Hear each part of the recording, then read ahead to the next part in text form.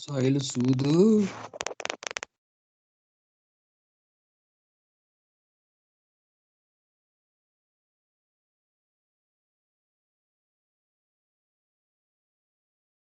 सूद साहब क्या हाल है? वाह वाह भाई और गाय भी है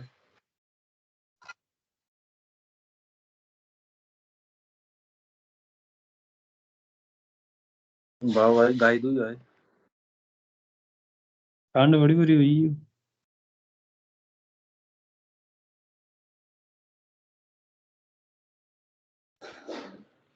बर्फ लगनी पर निग पा निग भाई यहाँ तो निक गई सोना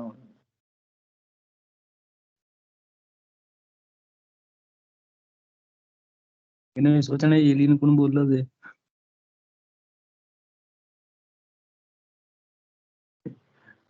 ऊपर है तो केड़ा पहाड़ी सरू है ओए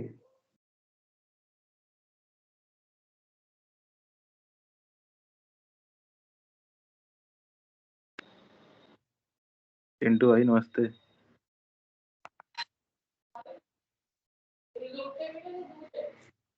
ये भैंस का है और वो गाय का है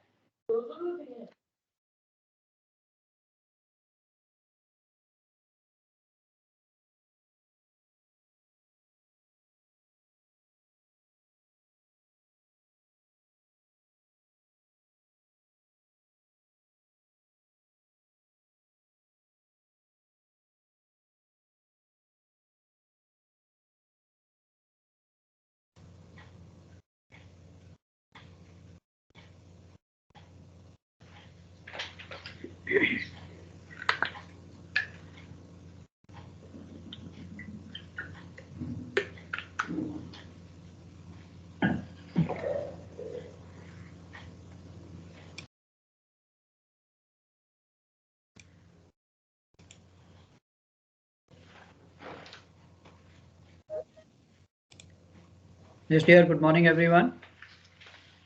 Good morning, sir. morning sir sir Morning, sir.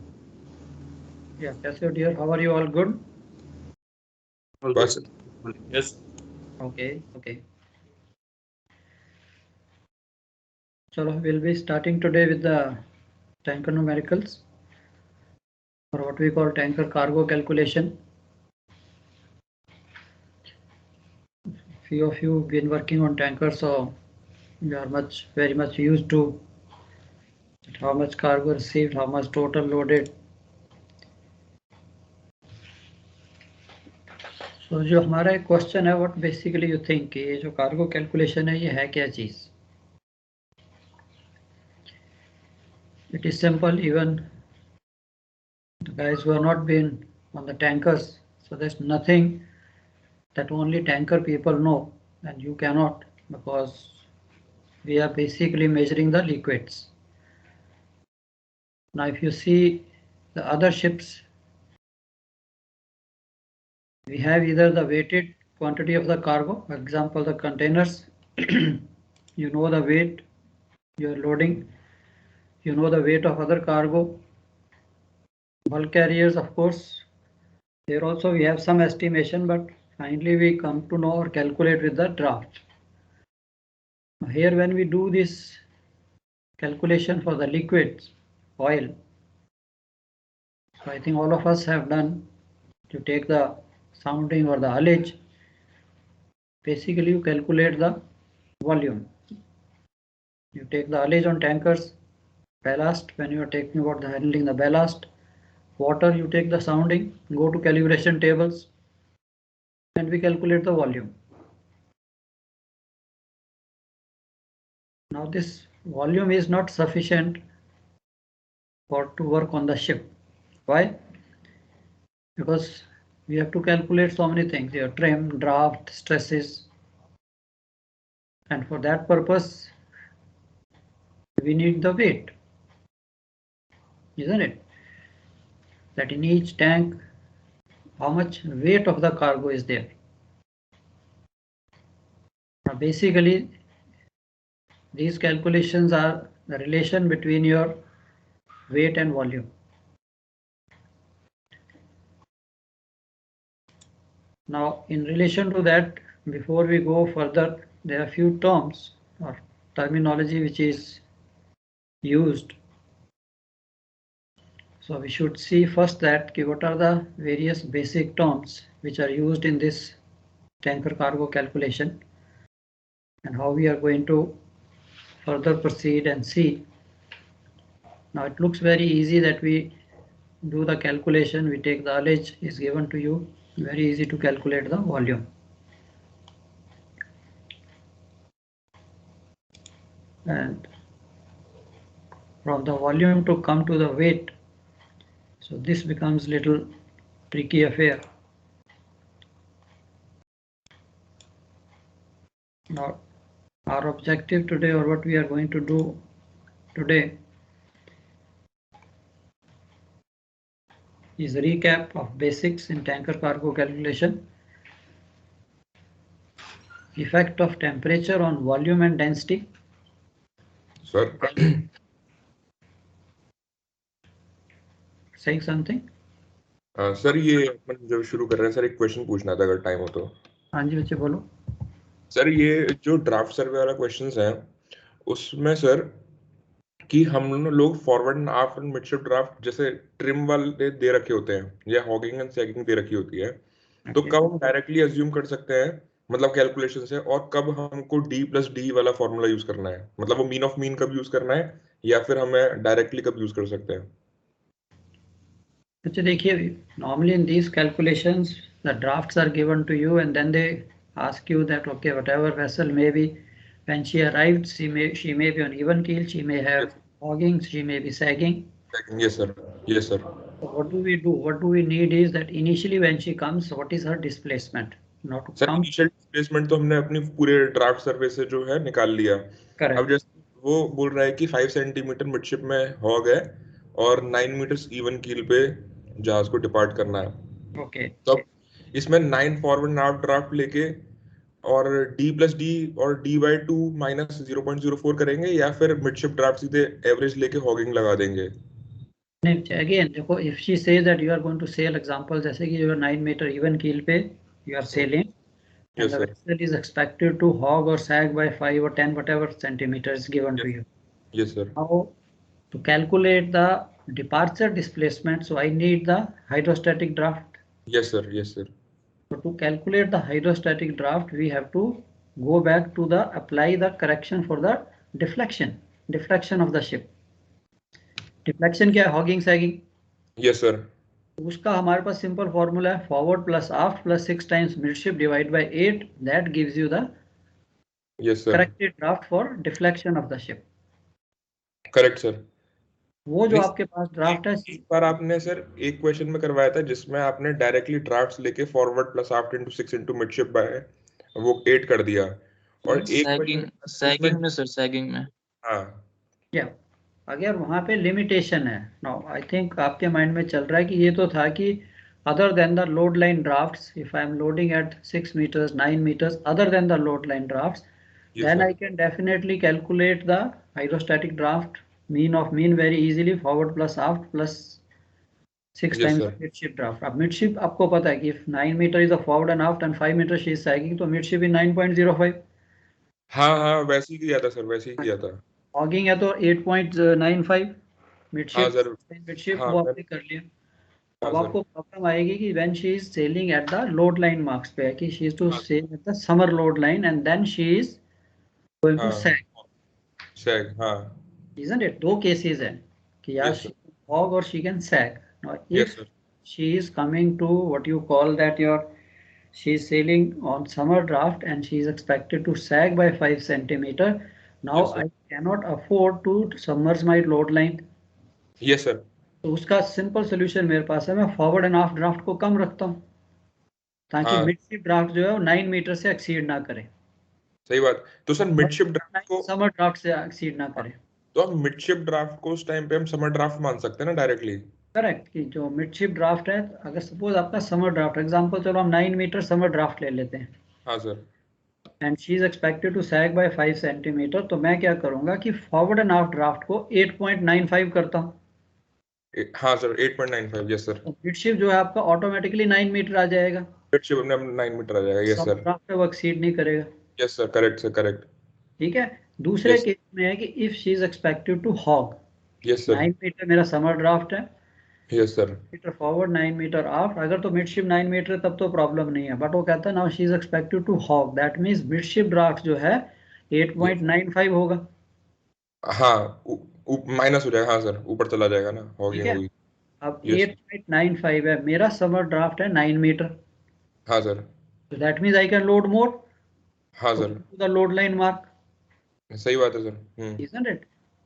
तो अब जब आप ज्यादा लोड करोगे तो यस सर होता क्या है कि आपकी जो डिस्प्लेसमेंट है वो एक्सीड कर सकती है फ्रॉम द समर डिस्प्लेसमेंट से। Okay sir. क्योंकि आपका शिप जो है बेंड हो गया, तो bend हो गया, तो उसके करके मैं फॉरवर्ड एंड आफ्ट में ज्यादा लोड करता जाता हूँ। मिड शिप को मैं, बिकॉज लोड लाइन मार्क तो मिड शिप है, तो मिड शिप को मैं ऊपर ही रहने देता हूँ, फॉरवर्ड आफ्ट में शिप को बेंड करता जाता हूँ। Yes sir So that means you are trying to load more cargo. Yes sir. That means you are going to exceed the displacement. अच्छा तो इसलिए उसमें D+D यूज करना पड़ेगा। इसके लिए वहां पे हमने क्या करना है, if she is expected to hog, तब हम Yes. straight way भी pick up the summer displacement. अच्छा Okay? तब आपने arrival displacement आपके पास आ गई, यस सर and फाइनल के लिए कुछ नहीं करना, आपने समर डिस्प्लेसमेंट पकड़नी, उसमें से माइनस करना भी this much cargo I will load. अब उसको चाहे हॉग होने दो चाहे सैग होने दो, आपकी डिस्प्ले सर इन हॉगिंग केस, सर इन हॉगिंग केस में जो ड्राफ्ट निकालेंगे वो हम सर उस मीन ऑफ मीन ले लेंगे 9 ना सर, या अब अगर देयर आपको शुड नॉट एक्सीड। यस अब अगर आपको कहते हो कि वैसे तो पूछेगा नहीं, तो सिर्फ ये पूछेगा भी how much cargo to load to go to the हाँ सबमिट ड्राफ्ट हाँ and sell expected to hog. Yes sir.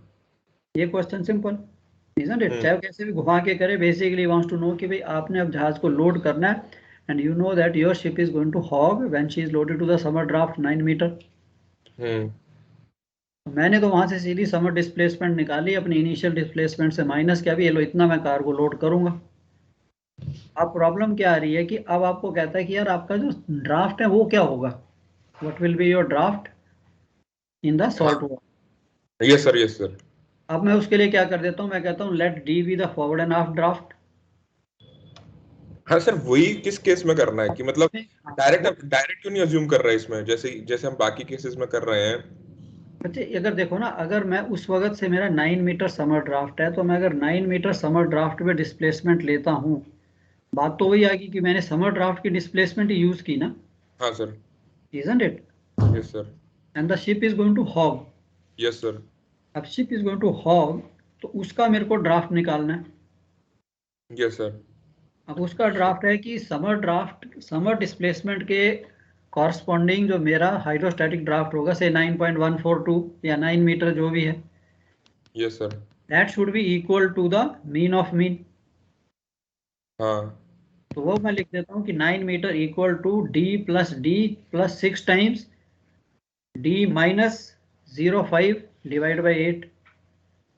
तो वो ठीक मेरे है। को फॉरवर्ड एंड आफ्ट ड्राफ्ट दे देगा भी आपने फॉरवर्ड एंड आफ्ट ड्राफ्ट कितना रखना है, बिकॉज आप फॉरवर्ड एंड ड्राफ्ट आपका इंक्रीज हो रहा है, हाँ बिकॉज आप फॉरवर्ड एंड ड्राफ्ट को इंक्रीज कर रहे हो ताकि आप अपनी समर लोड लाइन पे आओ, नीचे को आओ, isn't it? अब वो कितना मैं इंक्रीज करूँ वो आपको इस फॉर्मूले से पता लग जाएगा। ठीक है सर।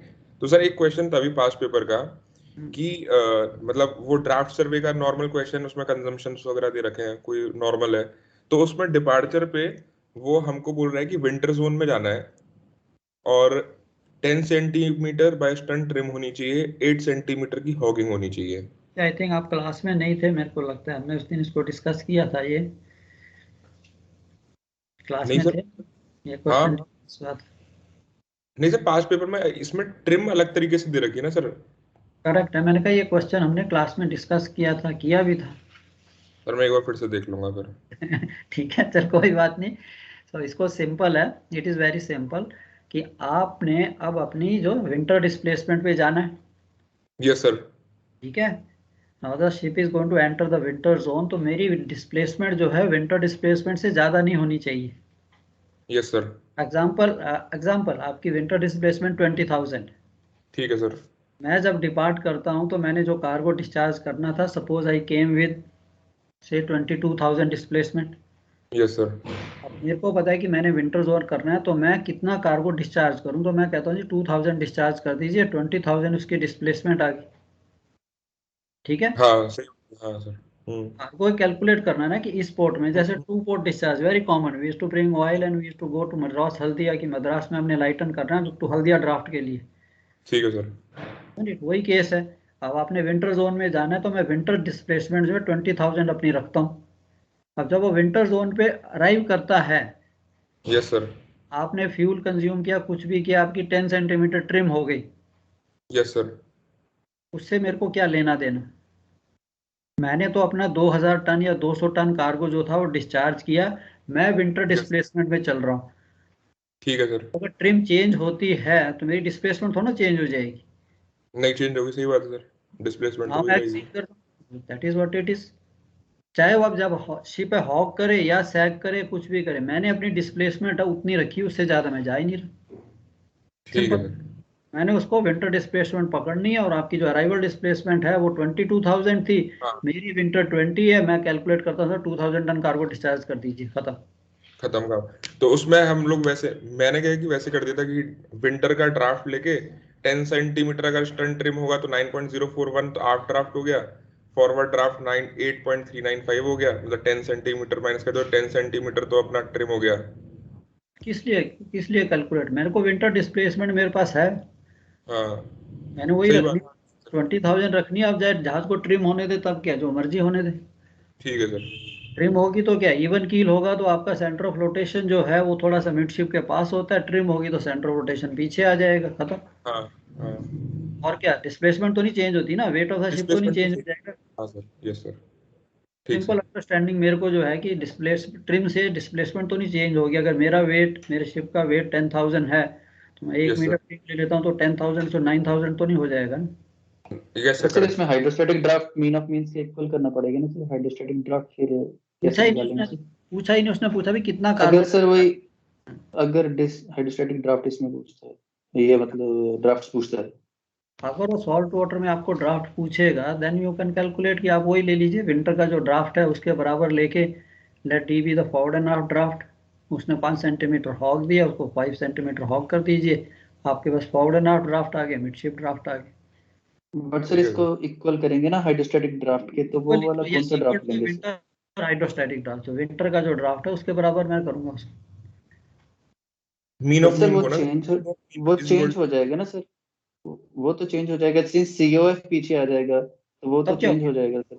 तब क्या होगा, हाइड्रोस्टैटिक ड्राफ्ट थोड़ा चेंज होगा,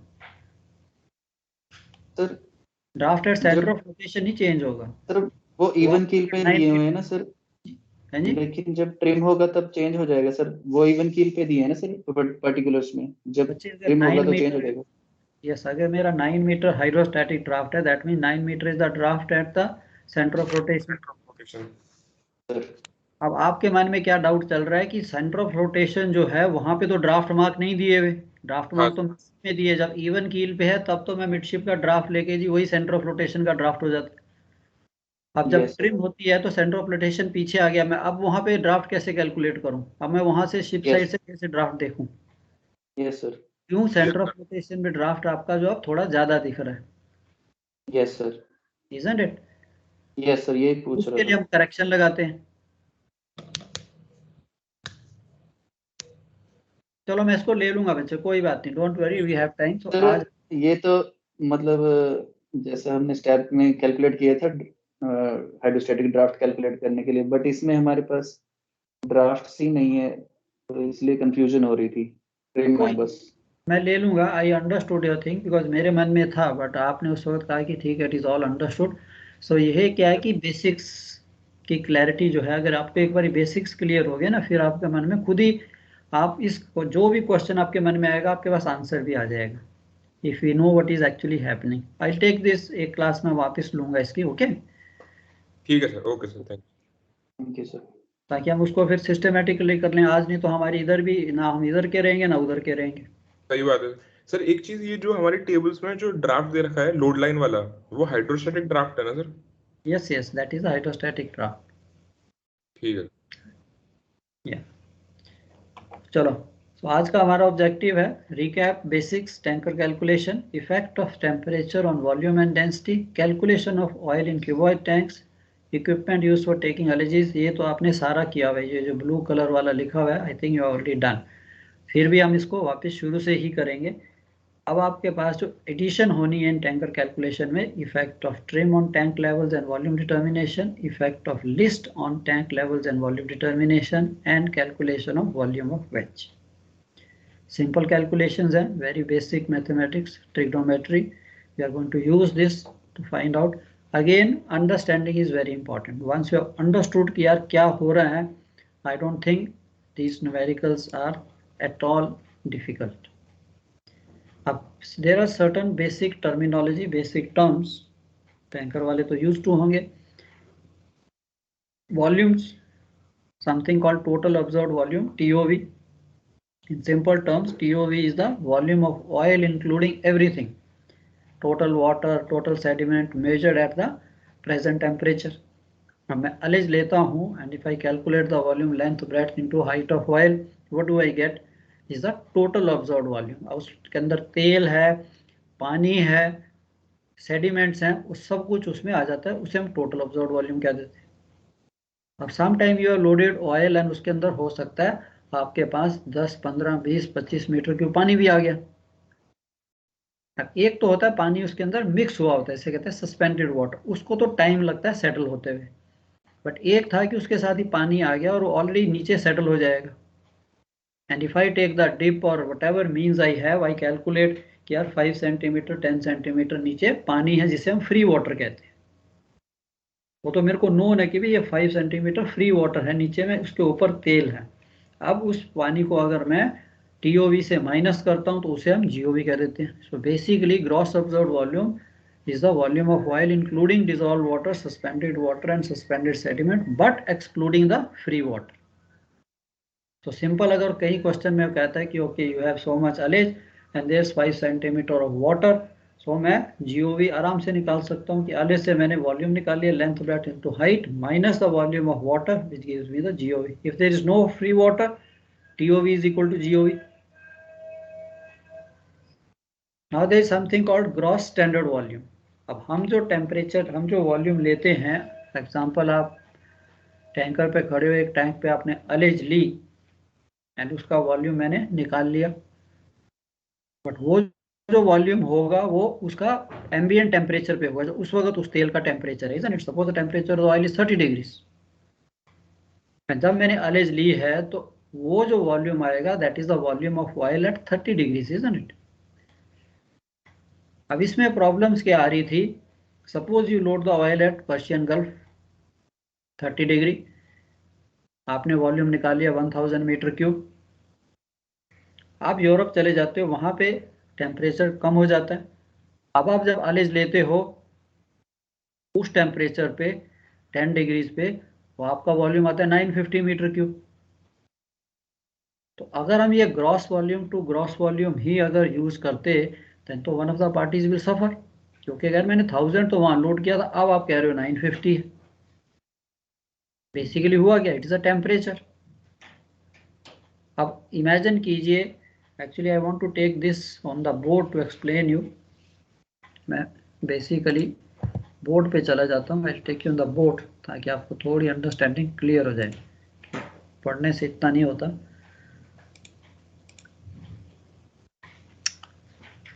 One minute.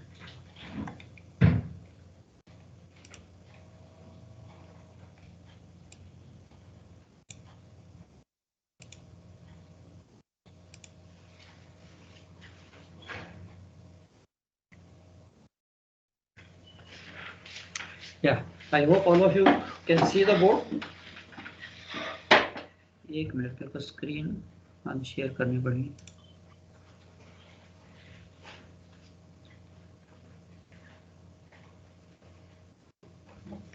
Can all of you see the board? Negative, sir. नहीं सर, स्क्रीन शेयर नहीं है, स्क्रीन शेयर नहीं हुई है सर अभी तक। नहीं बच्चे, स्क्रीन को तो अनशेयर करना पड़ता है, then you can only see. फिलहाल तो अभी कुछ तक दिखाई नहीं दे रहा सर। कुछ भी नहीं दिख रहा। नहीं सर, अभी तो नहीं दिखाई दे रहा। कैमरा ऑफ है सर, आपका कैमरा नहीं।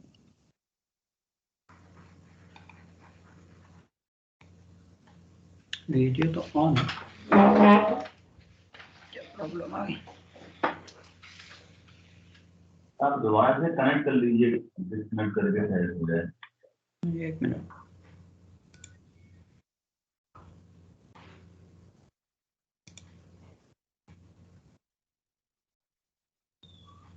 अभी आ रहा है sir. Can you see now? Yes sir. लिखा मैंने पढ़ा जाता है?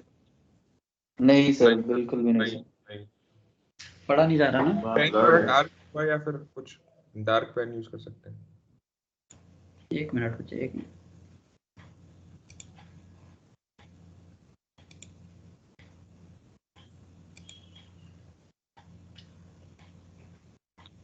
You could use your webcam for video. Camera में प्रॉब्लम आई।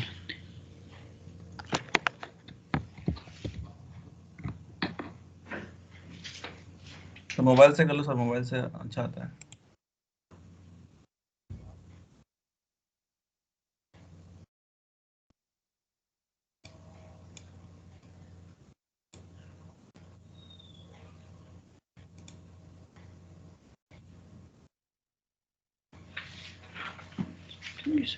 चलो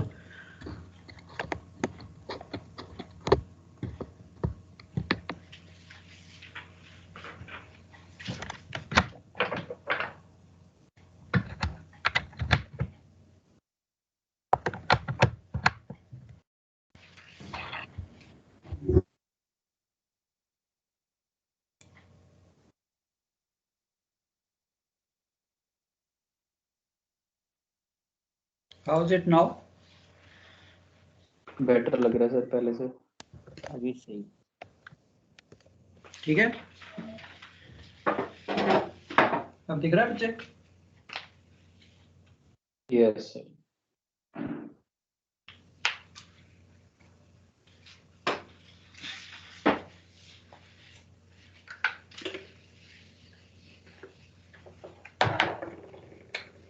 Now we were discussing your, now you have example loaded oil.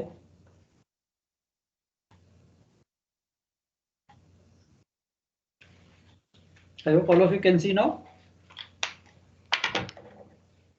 Yes sir. इसमें मैंने suppose I have loaded say 1000 meter cube at 30 degree centigrade. Now when I go to discharge port, there the temperature is 10 degree or 20 degree. Naturally this volume will reduce. पहले मेरी LH ये थी, discharge port पे LH ये आ गई.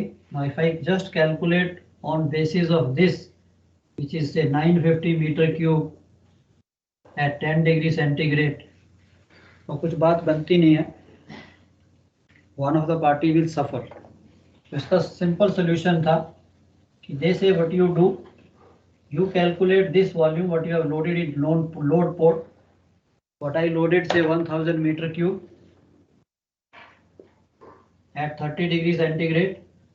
I calculate the volume of this oil at one standard temperature say 15 degree centigrade. That I will see, that we will see how do we calculate that, कैसे उसको करना. So we calculate at 15 degree centigrade, which is a what we call a standard temperature. Now when I go to the discharge port, here also temperature was 10 degree, but I calculated again the volume at 15 degree centigrade. वहाँ पे भी आपको, because at 15 degree centigrade the volume is 1000 meter cube. So buyer and seller both will get 1000 meter cube. अब इस oil का volume को which we have calculated as standard temperature, it is called gross standard volume, in short form GSV. तो अब हमारे पास terms आ गई. First was what we know TOV, total absorbed volume. From there we can calculate, or sometime TOV is equal to GOV. अब मैंने gross observed volume से gross standard volume निकाल लिया एक standard temperature. So this becomes a standard practice कि भाई आप एक टेम्परेचर पे इस ऑयल को निकालिए. That we will see how do we do it. एक तो ये टर्म हो गई हमारी वॉल्यूम की. अब sometime we have when the ship comes, she has some quantity in the tank. आपके पास ऑलरेडी पानी है, बैलास्ट आपने वॉशिंग की, you could not pump out everything, there is something remaining in the tank, maybe 10 meter cube. You have come to load port. The surveyor comes and he dips your tanks and he finds there is something in the tank. This quantity is basically known as OBQ, on board quantity. Now if I load oil on top of this, maybe again say 1000 meter cube I have loaded. Now when I take the final ullage, how much terminal has given me the oil? By my measurement I came to know 1000, so minus 10 meter cube, that means actually I loaded 990 because 10 meter cube तो मेरे tank में already था. So this quantity is normally known as OBQ. अब इसका opposite, I go to discharge port, I pump out the oil, discharge the oil, but something remains in the tank, what we call unpumpable. Suppose उसे कहते हो कि 10 meter cube. हाँ जी, please थोड़ा repeat कर देंगे सर वहीं से. ये अपना ये स्टैंडर्ड आपने बताया था ना कि ना स्टैंडर्ड टेम्परेचर पे अपन ने कैरी किया. पहले आपने वो 30 डिग्री पे दिखाया था, 30 और 10 डिग्री से थोड़ा सा मतलब मिस हो गया था. Okay we go back. चलो इसको मैं ROB को कर देता हूँ, फिर I will come back to that, otherwise ये सीक्वेंस टूट जाएगा. ये तो हो गया OBQ कि we come to load port and we have something in the tank. Now I come at the discharge port. I discharge the whole oil, but I have something what we remains in the tank. That quantity we call ROB. If there is 10 meter cube of ROB, so normally that as a chief officer I cannot afford to have any ROB. Charter जान खा जाएगा, मेरे owner को पैसे मांगेगा. We always have a good relation with surveyors and all that, and we try to show that ships are built in such a way that we always have a tank dry certificate कि भाई हमारे पास कुछ नहीं है. But in case if anything remains, that is called ROB after the discharge. And if you come for loading and something is there in the tank, we call it OBQ. So please remember this ROB and OBQ क्या. Sometime in the numerical he may mention calculate OBQ.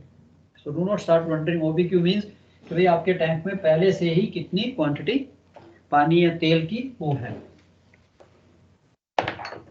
Now going back to the volumes, यार ये मेरा tank है. I took the ullage from the ullage port. जो भी आपकी ullage I, I calculated the volume is equal to length into breadth into the height of oil. Not the height of tank, it is height of oil. That gives me the volume of oil. This volume of oil I term it gross absorbed volume, which is basically equal to same length breadth into height of oil. अब इसके अंदर क्या है, तेल है, पानी mix है, sediments है, everything is known as GOV. But if I know I have loaded oil, but उसके साथ मेरे पास नीचे कुछ फ्री वाटर भी आ गया, जिसे हम कहते हैं कि yes there is a free water 10 centimeter, very common BH crude. शुरू में हम लोड करते थे Bombay high, I used to get about 1000 metric ton of water. Bombay ऐसे जब क्रूड लोड किया जाता था 1000 टन तो पानी आता था उसमें. सर रेड पेन वाला नहीं दिखाई दे रहा सर. चलो कोई ब्लैक वाला यूज कर लेते.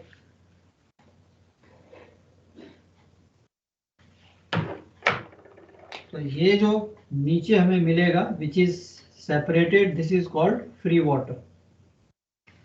अब मेरे को अगर फ्री वाटर पता है इट इज 10 मीटर क्यूब, अब ये मेरा जीओवी था, so I have a term GOV is equal to length into breadth into height of oil, and if I know there is a free water which is equal to 10 meter cube and इसका मैंने निकाल लिया 1000 meter cube. Now if I subtract this free water, now this is called total absorbed volume. Total absorbed volume is length into breadth into volume. Free water मेरा 10 है. Now if I subtract, then I get GOV. Now what will be the GOV? Is equal to total absorbed volume minus free water. In case अगर आपके question में in case he doesn't give any free water, he straightway says कि okay आपके tank में इतनी allege थी, so we straightway use it is GOV because that time GOV is equal to TOV. अब ये GOV आपका आ गया 1000 minus 10 990 meter cube is the basically the gross absorbed volume. Normal practice में what do we do? Immediately there is a mixed water, suspended water जो separate नहीं होता. So when we load the tanker, we take the alleges, we calculate everything, and on departure also we take the dips. हमें कोई पानी free water मिल गया, we declare. नहीं मिला, we take after 24 hours we take the dips. After 48 hours we take the dips. After 72 hours we take the dips, and whatever water which settles down, we keep informing the owner charter कि this is the 24-hour water dips, 48, 72 hours और arrival में अगर आपको कुछ पानी मिलता है, so this is how basically your tanker trade runs. अब आपके पास ये सारा कुछ तो हो गया. Now we come to basic जो हमने करना है यार, हमारी जो कैलकुलेशन है ये है क्या चीज. Now this calculation what we are doing is basically a relation between the weight and volume. Now weight and volume is connected by what we call density.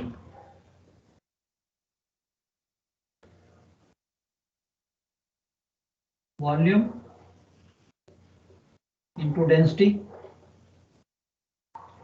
Now do not get confused by weight. Basically what is weight or what is mass?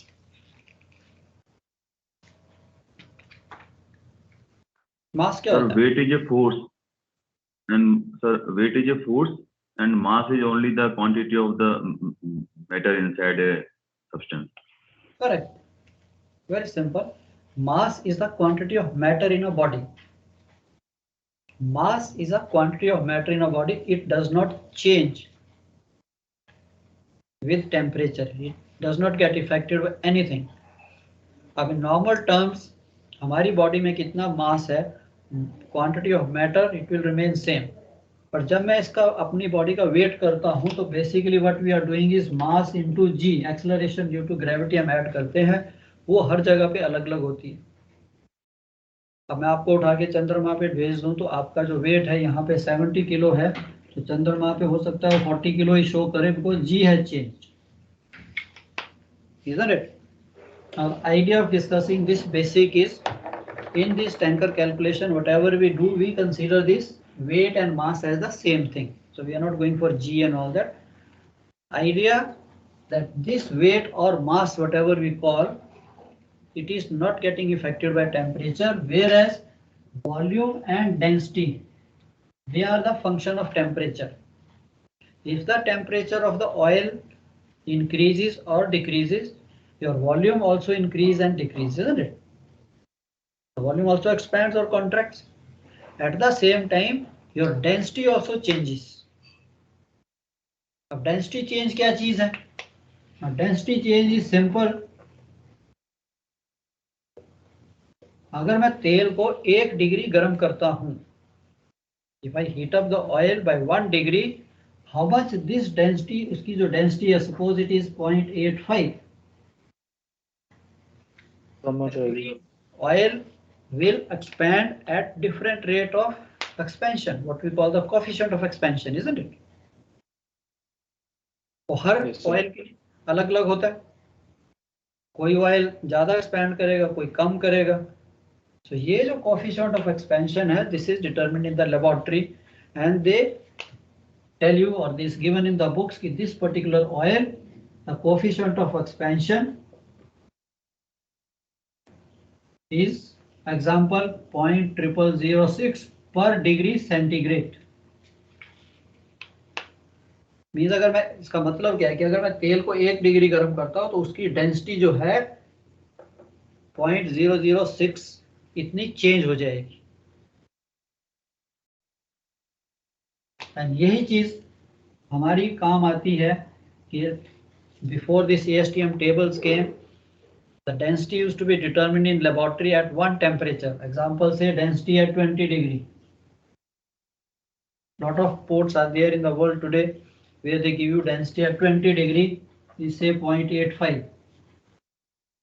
और चलो 91 कर देता हूँ, 9100 at 20 degree centigrade.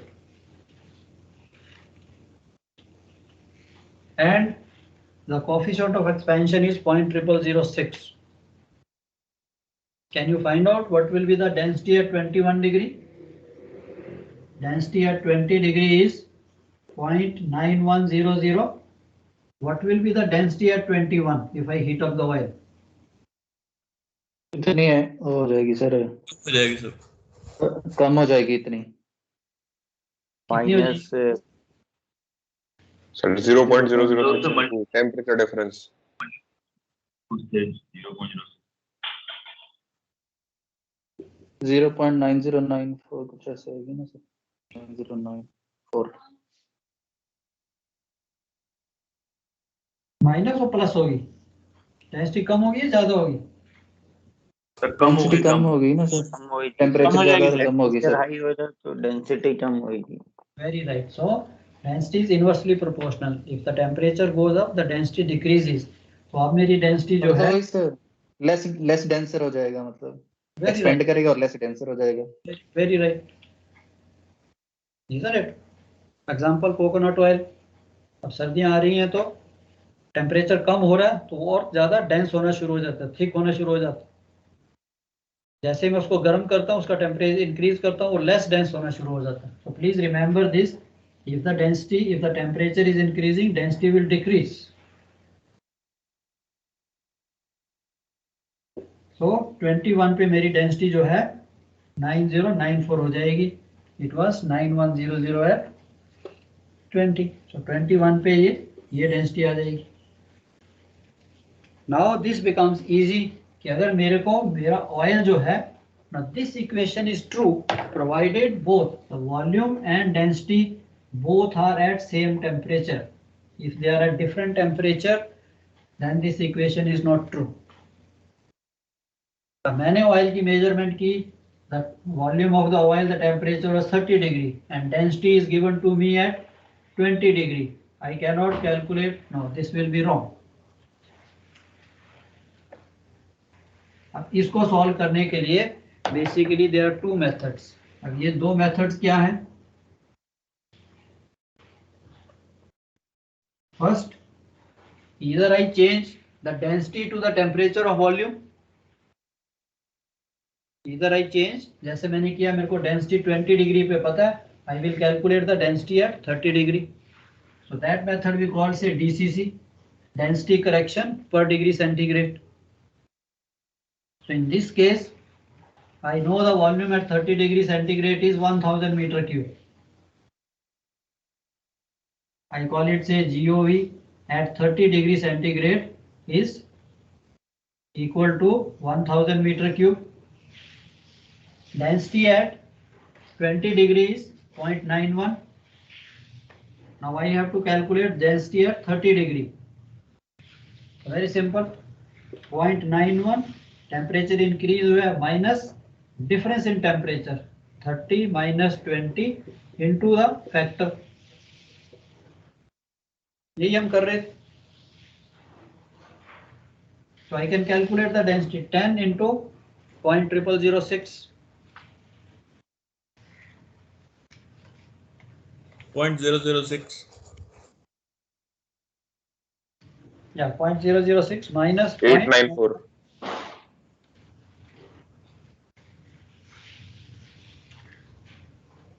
Sir 0.894 sir 9094 होगा 0.904 आ रहा, 904 0.0006 into 10 minus 0.91 904 30 degree पे आपकी density आ गई 0.904. Now it is very easy for me to calculate 1000 meter cube. Density भी पॉइंट है, so mass will be equal to 1000 into 0.904.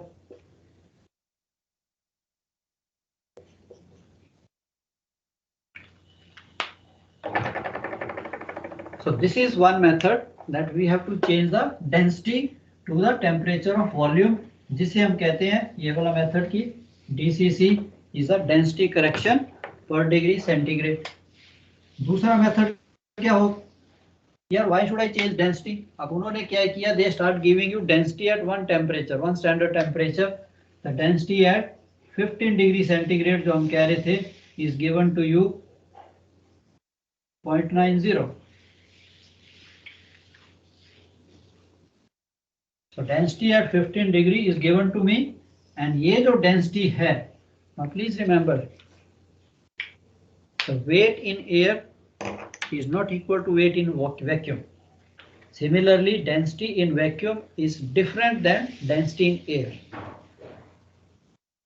Nowadays, what they do, they calculate the density at 15 degree centigrade in their laboratory in vacuum.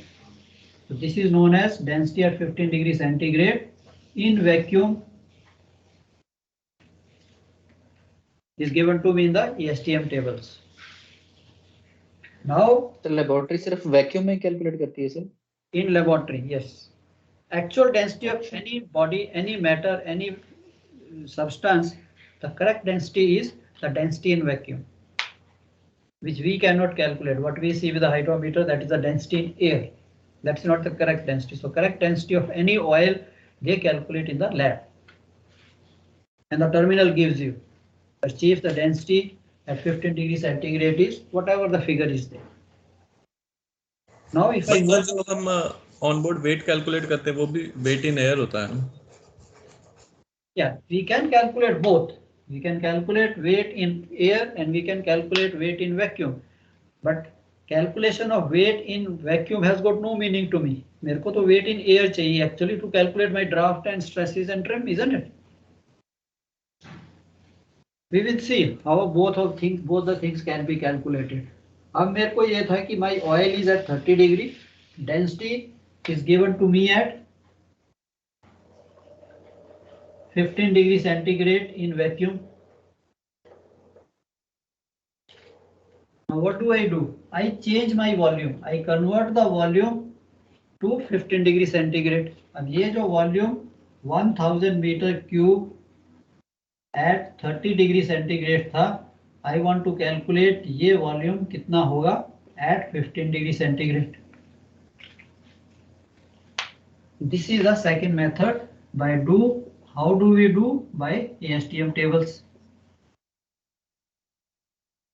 That we convert the volume of ambient temperature to volume at a standard temperature. And उसको correct करने का there is a factor what we call VCF, volume correction factor, which is given in your table 54. Don't get confused. I will do this not today. आज हम पहला method करेंगे. So this is the second method कि आपको एक correction factor दे दिया उसने. We will see how do we take out, उसको कैसे करते हैं. Now if I know this one correction factor कि अगर मेरा VCF जो है for a density of 0.9 or 0.85 at 30 degree centigrade, मेरा टेम्परेचर है ऑयल का एंड मेरे को डेंसिटी पता है, टेम्परेचर पता है, डेंसिटी पता है, and if I get this factor as say 0.9880, ये आपको टेबल से मिलेगा. Now I multiply this 1000 with this VCF 0.9880, I get gross standard volume जो हम पहले बात कर रहे थे.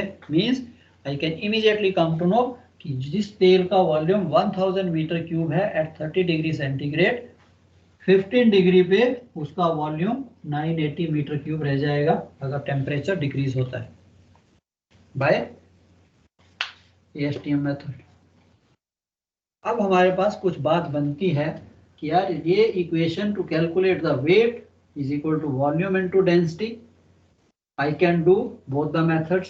Either I convert the density to the temperature of volume or I calculate the volume at the temperature of density. तो हमारे पास दो मेथड आ गए। I hope यहाँ तक any doubt in anything? दोनों मेथड यूज कर सकते हैं सर। क्वेश्चन में आएगा, that will they will give you in the question that find out what, जैसे जैसे हम क्वेश्चन करेंगे, but this is the basic thing कि क्वेश्चन में कैसे भी कहता है if he gives me the factor, if he gives me the coefficient of expansion and if he gives me a different density a different temperature, oil is a different temperature, I can calculate by this. So he doesn't have to mention which because he has given me the factor of expansion and he has given me sir ये density. Coefficient of factor जो है sir वो पर degree है ना sir? वो Yes. That is the per degree expansion ना sir? Yes.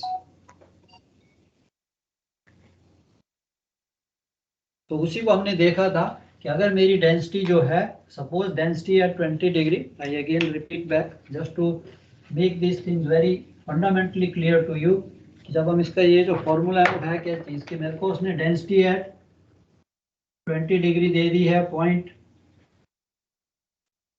9106 कह देता हूँ। डेंसिटी एट 21 मैंने निकाला कि यस डेंसिटी विल इंक्रीज, इसमें से ये फैक्टर माइनस कर दिया, आगे 9100। डेंसिटी एट 22 इसमें से और माइनस कर दीजिए, डेंसिटी एट 23.9 इसमें से अगेन फैक्टर को माइनस कर दीजिए, 908688। So we know there is a relation कि ये कैसे डिक्रीज हो रहा है। So instead of doing this long method, हमने वही निकाला कि in case if I want to find out density at 30 degree centigrade, density at 20 degree centigrade minus difference in temperature into factor,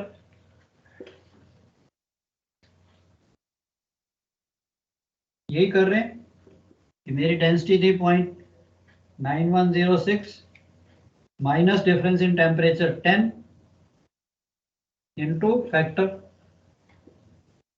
sir ये वाला factor तो same ही रहेगा ना हमेशा?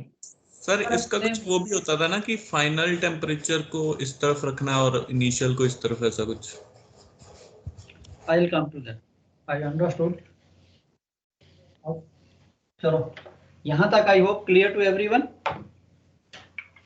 ठीक है सर, ये कि डेंसिटी करेक्शन वाला एक VCF वाला, ये समझ में आ गया। Correct, very right. सो दो मेथड है कि हम उसको कैसे अपने वॉल्यूम को चेंज कर सकते हैं, कैसे हम करेक्ट मास निकाल सकते हैं। अब आपका डेंसिटी भी सीधा हम 15 डिग्री पे कैलकुलेट कर सकते हैं जो डेंसिटी चाहिए तो। Yes yes. So this again वो कहता है कि like yes if your loading temperature is say 30 degree, now what is happening, this is my load port,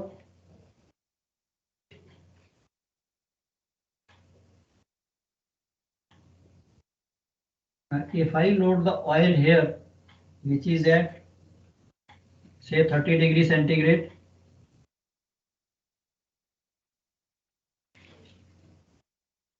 and I sail and I know that during the voyage the temperature of the area where I am passing that may go to 40 degree. अब यहाँ पे मेरा temperature जो है 40 degree हो गया। इस tank पे मैंने जो ऑयलेज रखी थी, अगर कम रखी हो सकता है टैंक ओवरफ्लो कर जाए, ऑयलेज डिक्रीज हो जाएगी because oil will expand. Now the question comes that if I know कि यार voyage में temperature is going to be so much because I am coming from say Europe or I am coming from Seahan, Turkey, फिर crude लेके आ रहा हूँ and I am coming to India. रास्ते में temperature summers peak summer 40 degree होगा, oil will expand.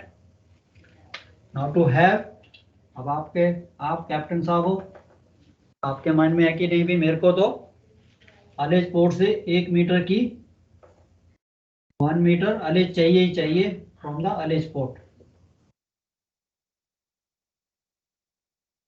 Eight all times. There should be 1 metre ullage. Now you want to calculate किया at 40 degree अगर मेरे को 1 मीटर अलेज चाहिए तो मैं लोड पोर्ट पे जहां पे 30 डिग्री पे लोड कर रहा हूं, what is the allege I should keep, at what allege I should load so that when the ship reaches maximum temperature of 40 degree there should be 1 meter of allege. और इसी चीज को मैं express करता हूं और 2% of the tank volume, 2% of tank volume should be available for expansion. 2% of tank volume should be available for expansion.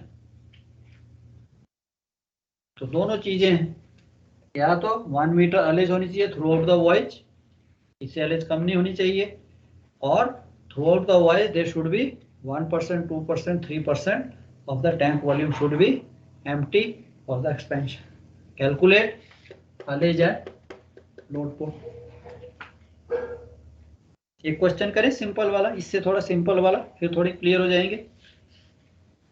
चाय के बाद सर टाइम हो गया चाय का, अटक जाए बीच में रह जाएगा. ठीक है गुड. सो अब ये है, अब ये क्वेश्चंस भी आपने किए हुए हैं, but anything can come in your exam. चाहे आपने सेकंड मेट में किया है, ये नहीं कभी सोचना यार ये तो सेकंड मेट का सिलेबस में से क्वेश्चन नहीं आएगा. No, there is nothing called syllabus.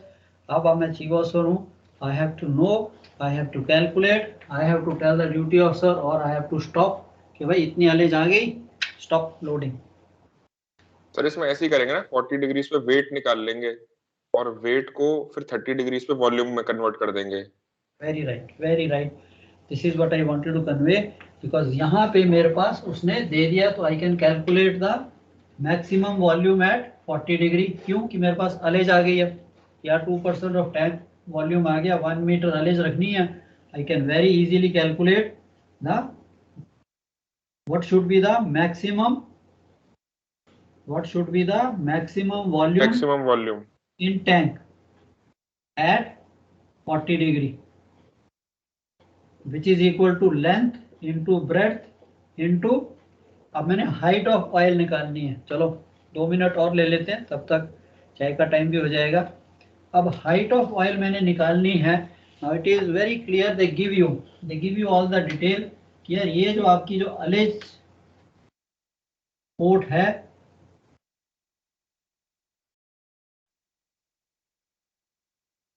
this is 1 meter above the deck and captain wants a allege of 1.2 meters and the allege port is 1 meter above the deck. That means यहाँ से जो allege है वो 1.2 metre होनी चाहिए.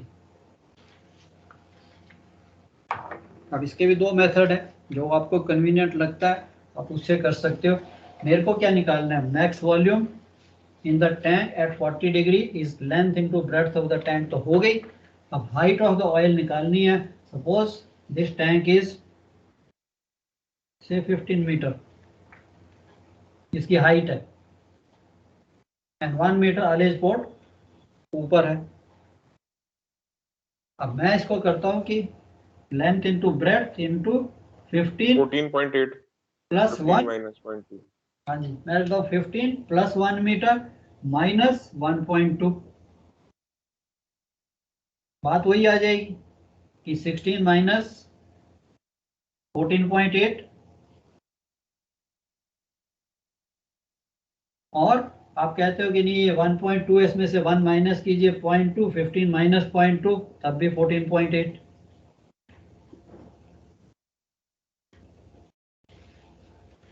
So whatever method is convenient. अब मैंने यहाँ पे maximum volume निकाल लिया. Maximum volume at 40 degree I know. Density at 40 degree I can calculate. Even the density is given to me at 20 degree. I can calculate the density at 40 degree. 40 degree पे उसकी density क्या होगी? Volume मैंने निकाल लिया. I get the mass. And now that same funda will apply. Mass always remains constant.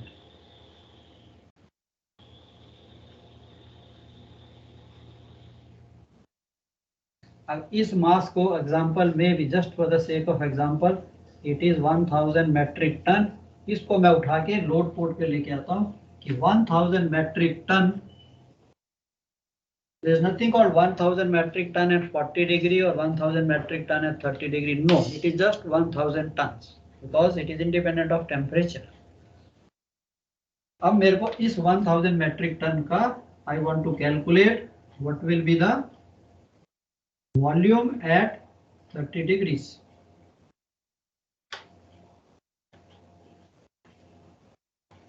(1001) equal to how much volume at 30 degree? वो भी simple. I can calculate the density at 30 degree by the coefficient of expansion factor लगा के. 30 degree पे density मेरे पास आ गई. And आपको पता है mass is equal to volume into density. अब आपको डेंसिटी पता है, मास पता है, so straight way 1000 metric ton divide by density at 30 degree centigrade will give you volume at 30 degree centigrade. And इस volume को if I divide by area of the tank, I get the height of oil. Total height of tank minus height of oil give me the ullage. What should be the ullage at load को? चलो चाय P लेते हैं, उसके बाद मिलते हैं. 10:15 और 10:20? 10:20 sir. 10:20. Okay.